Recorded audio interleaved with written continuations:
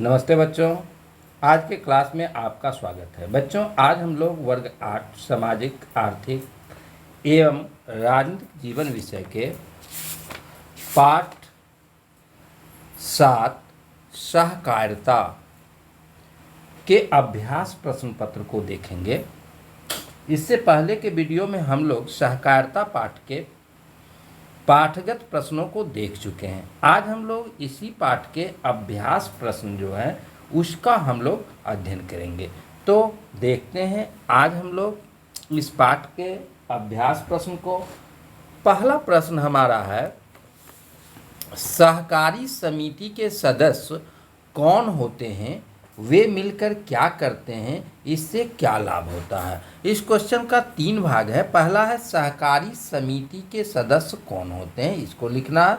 उसके बाद लिखना वे मिलकर क्या करते हैं, यानी कि सहकारी समिति के जो सदस्य होते हैं वह कौन सा काम करते हैं और सहकारी समिति जो मिलकर काम करते हैं इससे क्या लाभ होता है। यानी कि प्रश्न को अगर पढ़ेंगे तो प्रश्न 3 भाग में है। एक भाग सहकारी समिति के सदस्य कौन होते हैं, दूसरा भाग है वे मिलकर क्या करते हैं और तीसरा है इससे क्या लाभ होता है। तो हम लोग देखते हैं इसका आंसर। कोई भी सहकारी समिति का उत्पादक उस समिति का सदस्य हो सकता है। जैसे दूध उत्पादक सहयोग समिति में केवल दुग्ध उत्पादक ही इसके सदस्य बन सकते हैं। सहकारी समिति में लोग अपने आर्थिक हितों की पूर्ति एवं उन्नति के लिए मिलजुल कर काम करते हैं। वे अपना व्यवसाय चलाते हैं। यह व्यवसाय किसी भी रूप में हो सकता है, जैसे सहकारी बैंक, कृषि उपज विपणन समिति, दुग्ध उत्पादक सहयोग समिति आदि। अब इससे लाभ क्या है सो हम लोग देखते हैं। तो इससे निम्नलिखित लाभ प्राप्त होता है।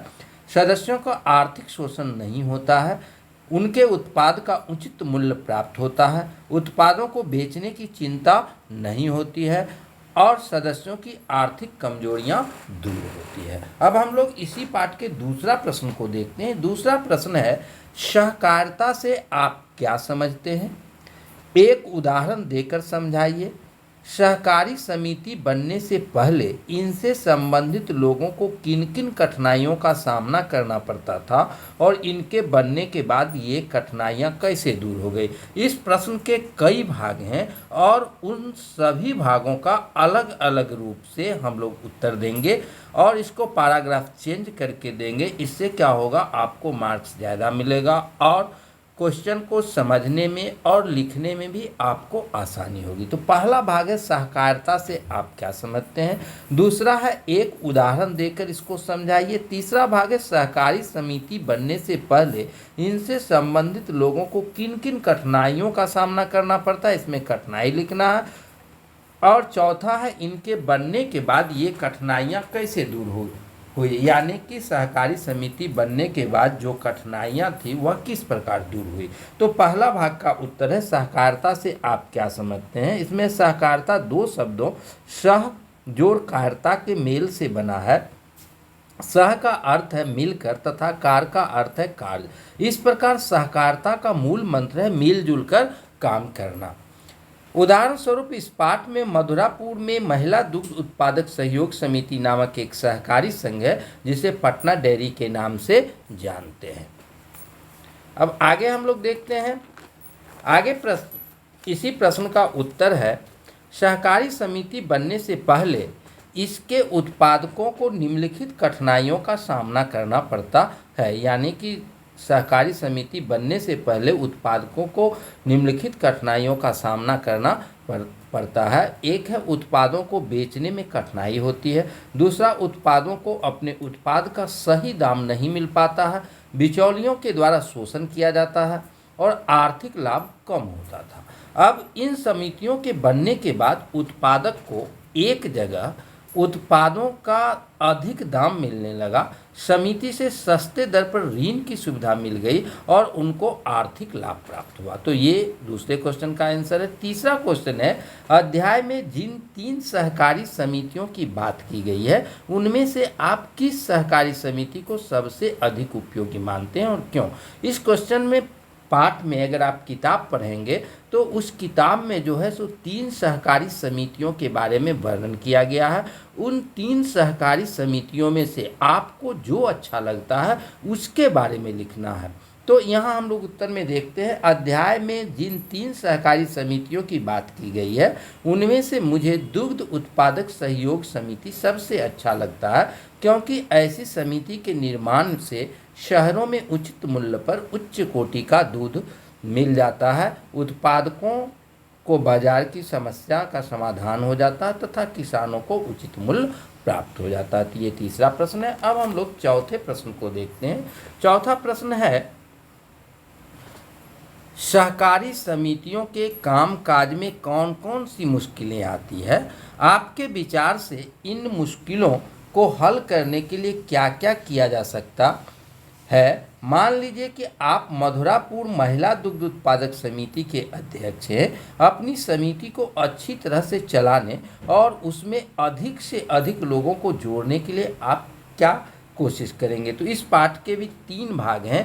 पहला है सरकारी समितियों के काम काज में कौन कौन सी मुश्किलें आती है, यानी कि सहकारी समिति के काम करने में जो दिक्कतें आती है उसके बारे में लिखना है। उसके बाद आपको लिखना है कि इन मुश्किलों को कैसे हल किया जा सकता है, यानी कि क्या किया जाए जो सहकारी समिति के कामकाज में मुश्किलें हैं वह दूर हो जाए। और तीसरा कहता है कि मान लीजिए कि आप मधुरापुर महिला दुग्ध उत्पादक समिति के अध्यक्ष हैं, तो उस समिति के विकास के लिए आप क्या कोशिश करेंगे? तो इन 3 भाग है इस प्रश्न का और इन 3 भागों में आपको उत्तर देना है। तो पहले भाग में सहकारी समितियों के कामकाज में निम्नलिखित मुश्किलें आती है। एक है गलत दस्तावेज के आधार पर स्वार्थी तत्वों का समिति का सदस्य बनना। दूसरा, स्वार्थी सदस्यों को व्यक्तिगत एवं निजी स्वार्थ को प्राथमिकता देना। समिति के गलत सदस्यों के कारण आपसी मनमुटाव एवं लड़ाई झगड़ा होना। और चौथा है, इन सब कारणों से समिति का कार्य प्रभावित होता है। अब दूसरे भाग में इन मुश्किलों के समाधान के लिए निम्नलिखित उपाय किया जाना चाहिए। एक, समिति का सदस्य दस्तावेजों के जांच पड़ताल के पश्चात ही बनाया जाना चाहिए। गलत व्यक्तियों को समिति से निकाल दिया जाना चाहिए। अब है, यदि मधुरापुर दुग्ध उत्पादक समिति का अध्यक्ष होता तो समिति को सही ढंग से चलाने के लिए निम्नलिखित कार्य करना चाहिए। समिति में ज़्यादा से ज़्यादा लोगों को जोड़ने का प्रयास करूंगा, गलत व्यक्ति को समिति से निकाल देता और समिति को ज़्यादा से ज़्यादा प्रचार प्रसार करता। तो ये सहकारिता पाठ के अभ्यास के प्रश्न उत्तर थे। अगले दिन हम लोग 8वां अध्याय खाद्य सुरक्षा के बारे में अध्ययन करेंगे और उसके पश्चात हम लोग इस पाठ का जो पाठगत प्रश्न है और अभ्यास प्रश्न है उसको हल करेंगे। इस पाठ के पश्चात आपका सामाजिक, आर्थिक एवं राजनीतिक जीवन का सभी पाठ समाप्त हो जाएगा। यह हमारे चैनल के प्लेलिस्ट में है, जिसे आप जाके पूरे यानी कि 1 से 8 तक के अध्याय को देख सकते हैं। और हमारी दुनिया का भी सभी पाठ का क्वेश्चन आंसर के साथ साथ उस पाठ पर विस्तृत अध्ययन कराया जा चुका है। अब हम लोग अगले भाग में इतिहास के बारे में देखेंगे। धन्यवाद।